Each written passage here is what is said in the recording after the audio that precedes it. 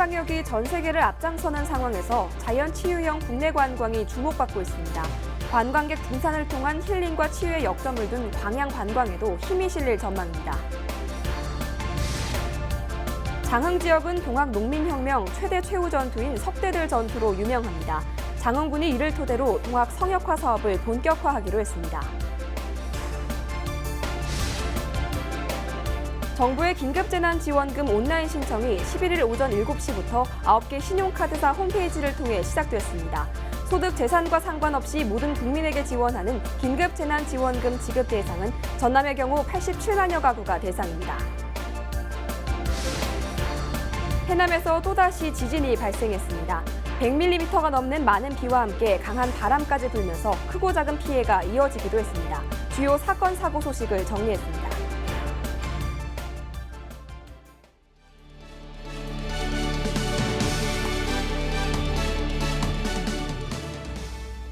시청자 여러분 안녕하십니까? 헬로티비 뉴스입니다.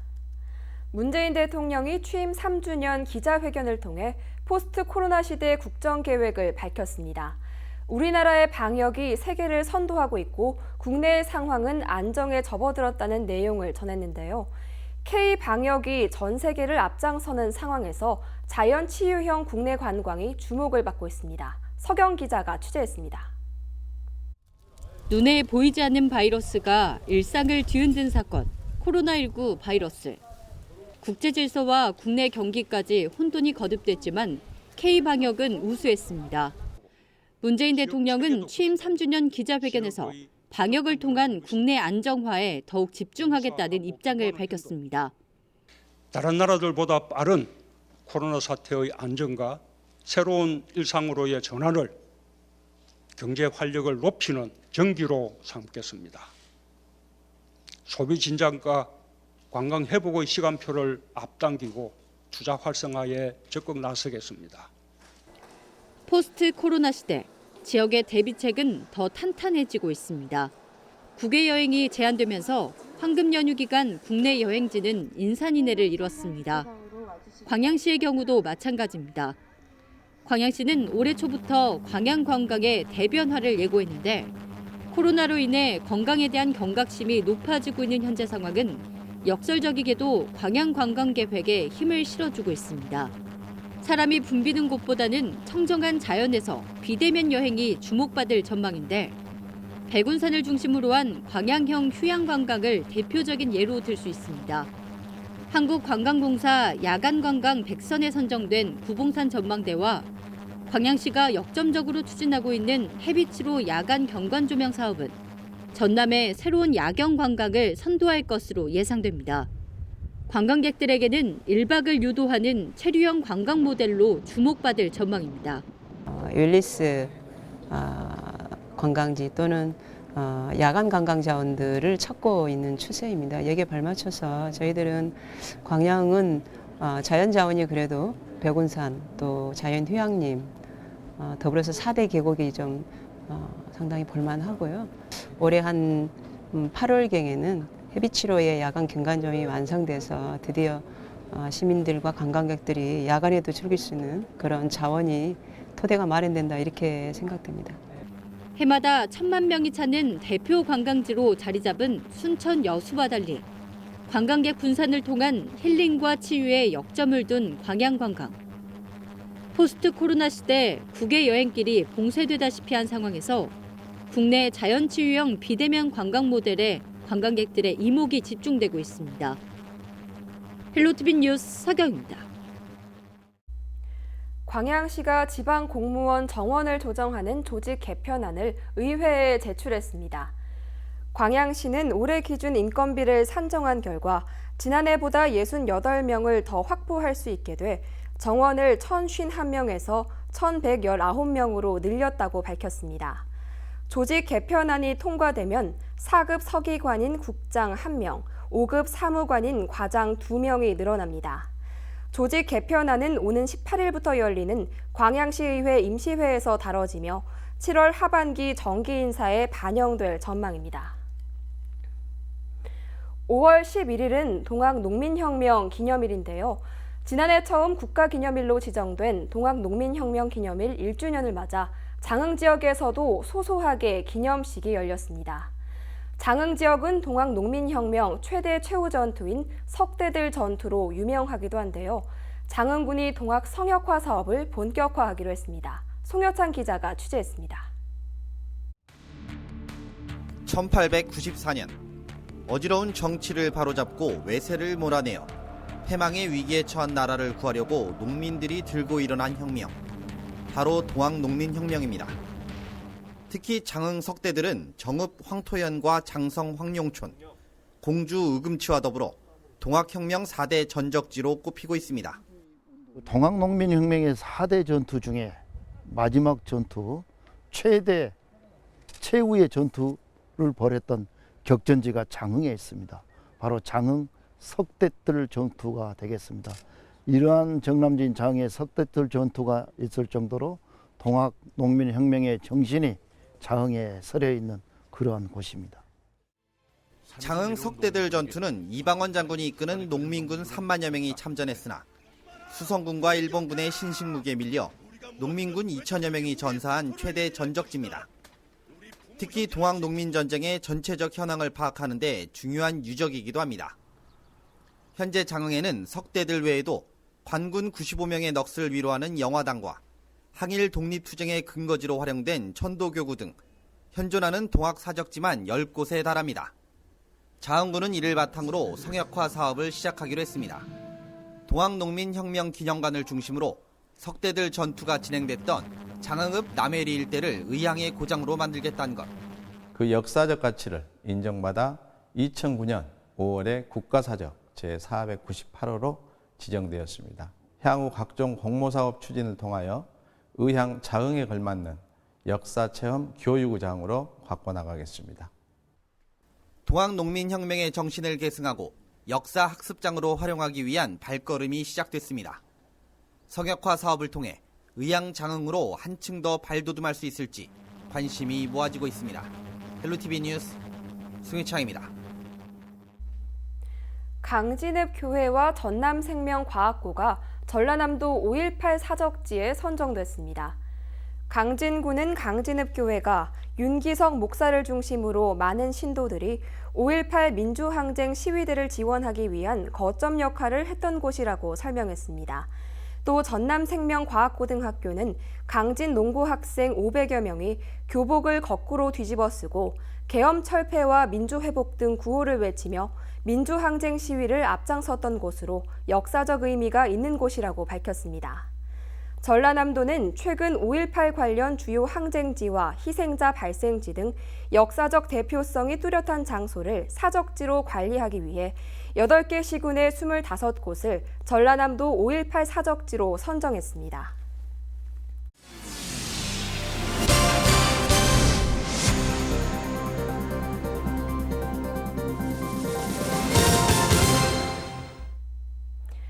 지난 주말 해남에서 또다시 지진이 발생했습니다. 100mm가 넘는 많은 비와 함께 강한 바람까지 불면서 크고 작은 피해가 이어지기도 했습니다.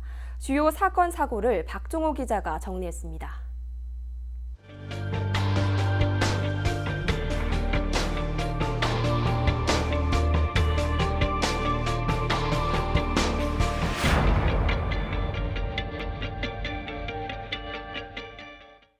해남에서 또다시 지진이 발생했습니다.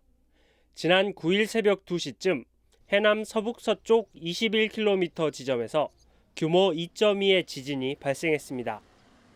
다행히 이번 지진으로 인한 피해는 접수되지 않았습니다. 기상청이 지난 1978년 계기관측을 시작한 이래 한 번도 지진이 발생한 적 없다가 지난달 26일 규모 1.8 지진을 시작으로 최근까지 지진이 잇따르고 있습니다. 해남군은 기상청과 함께 지진 발생 원인 등을 조사하고 있습니다. 그 읍면을 다니면서 교육을 하고 있고요. 그리고 전 또 가구에 지진 대피 요령 리플릿을 또 배부를 했습니다. 네. 학생들이 개학을 할 때 네. 그 지진 대피 교육을 할 수 있도록 이렇게 지금 현재 협조 요청 공문을 또 보냈습니다. 강한 바람과 함께 비 피해도 발생했습니다. 100mm가 넘는 비가 내리고 강풍까지 더해져 도로 침수 등 피해가 잇따랐습니다. 한때 전남 지역에는 진도에 117mm의 비가 내렸으며 장흥과 완도, 고흥과 강진 등 남해안을 중심으로 100mm가 넘는 비가 내렸습니다. 남해와 서해, 일부 내륙에도 초속 18m의 강한 바람이 불면서 피해가 속출했습니다. 여수 돌산읍의 한 마을은 급속도로 불어난 빗물에 도로가 침수되고 인근 농기계 보관 창고에도 빗물이 흘러들어가 피해를 입었습니다. 여수 학동의 한 주택 지하실에서는 물이 차 119가 배수 작업을 벌이기도 했습니다. 광양 중마동에서도 강한 바람에 가로수가 쓰러졌습니다. 그 도로 쪽에 아카시아 나무가 쓰러졌대요. 그 정확한 원인은 모르고 저희 출동해서 나무가 제거했기 때문에 정확한 건 잘 모르겠습니다. 지난 주말 주택 3채와 돈사 1개, 차량 2개 등 모두 10건의 화재 신고도 발생했습니다. 헬로티비 뉴스 박종호입니다.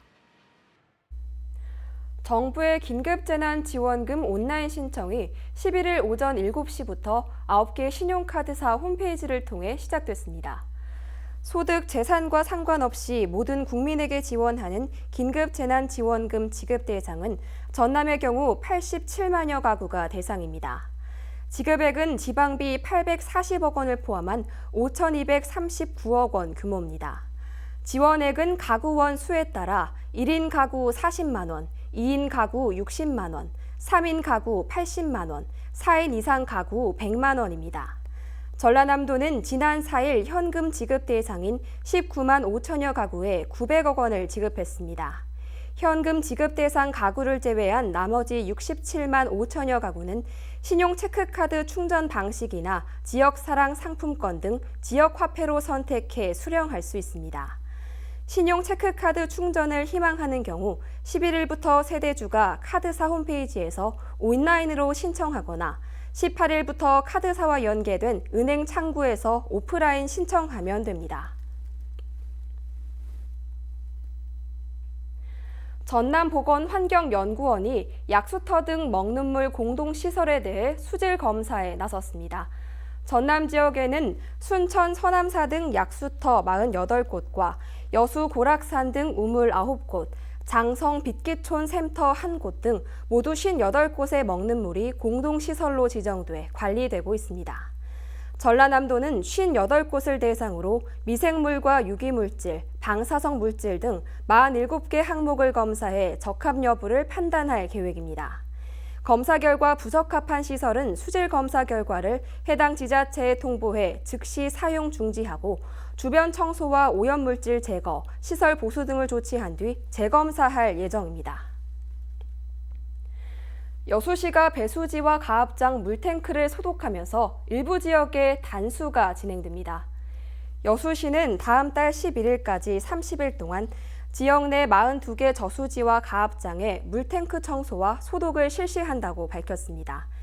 단수 일정은 13일 자산공원 일원, 23일 현암 도서관 일원, 24일 망흥 5천 일원 등 11개 지역 3,100여 세대가 대상입니다. 전라남도가 유해 화학물질 취급 사업장을 대상으로 긴급 점검에 나섰습니다. 이번 점검은 주요 시설물 안전관리 강화를 위해 배관 누출 여부와 안전장치 정상 가동 여부, 방제약품과 장비의 정상 기능 유지 확인 등을 확인했습니다. 또 관련 시설에 대해 지속적인 점검과 신속한 대응을 해줄 것을 요청했습니다. 전라남도는 영산강유역 환경청과 합동으로 이동 측정 차량과 드론 등을 활용해 지속적인 환경 감시를 추진할 계획입니다. 영암군이 오래된 경유차와 건설기계를 대상으로 배출가스 저감 사업을 추진합니다. 영암군은 상반기에 6,500만 원 투입해 오래된 경유차와 건설기계 11대를 지원했으며 오는 25일까지 신청서를 접수받아 대상자를 추가 선정할 예정입니다. 지원을 희망하는 소유자는 영암군청 누리집 공고문을 참고해 사업 조건 여부를 확인한 뒤 영암군에 지원 신청서를 제출하면 됩니다. 지원금은 부착 장치에 따라 차등 지원되며 매연 저감 장치의 경우 부착 비용의 최대 10%의 자부담금이 발생합니다. 목포시가 코로나19로 어려움을 겪고 있는 지역 경제에 활력을 불어넣기 위해 계약 집행 특례 조치에 들어갑니다. 계약 집행 특례 조치의 핵심 내용은 긴급 입찰을 의무화하고 공고기간도 단축하는 게 주요 골자입니다. 신속 집행이 필요한 사업이나 계약은 모두 긴급 입찰이 가능하도록 개방되고 입찰 공고기간이 40일에서 5일로 줄어들고 선급금 지급도 확대됩니다. 다만 적격 심사도 7일에서 3일로 단축되고 계약 심사를 생략할 수도 있어 불공정 계약에 대한 우려도 낳고 있습니다. 특례 조치 시행은 6월 한 달 동안 한시적으로 적용됩니다. 정부의 방역 지침이 생활 속 거리 두기로 전환되면서 순천만 국가정원과 습지에 실내 시설이 개방됩니다.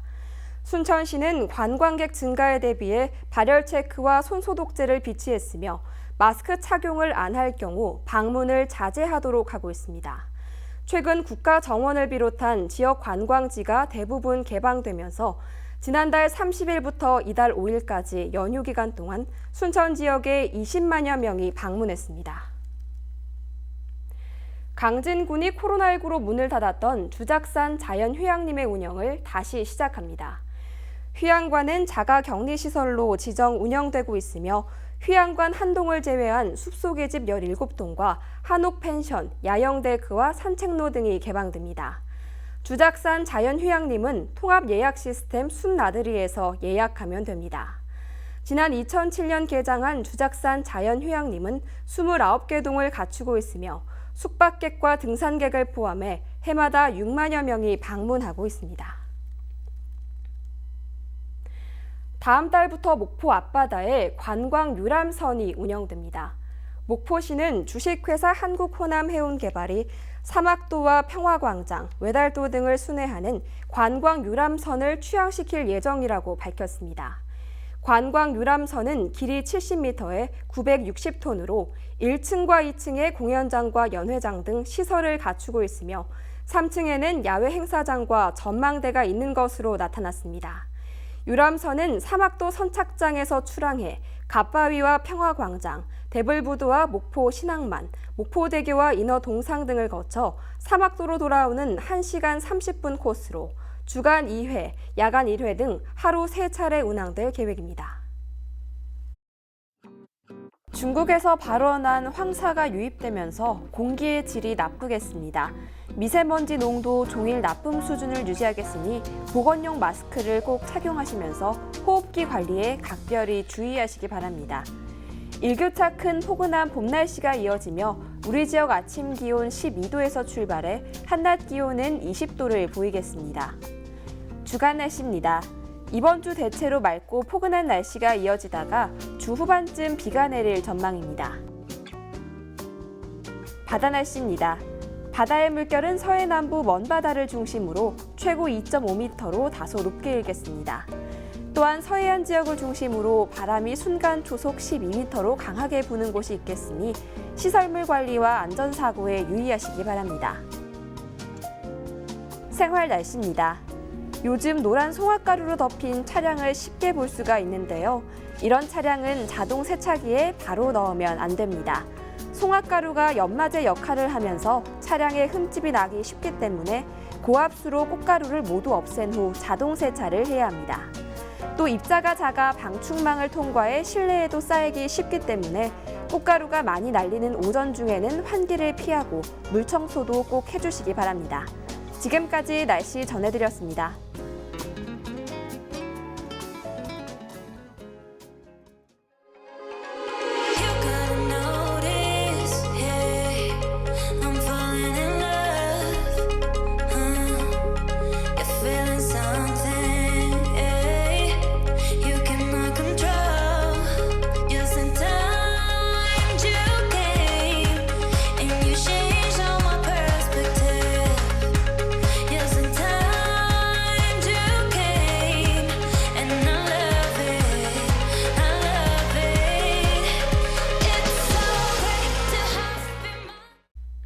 이상으로 헬로티비 뉴스를 마칩니다. 저희는 언제나 지역 주민 여러분 곁에 있겠습니다. 고맙습니다.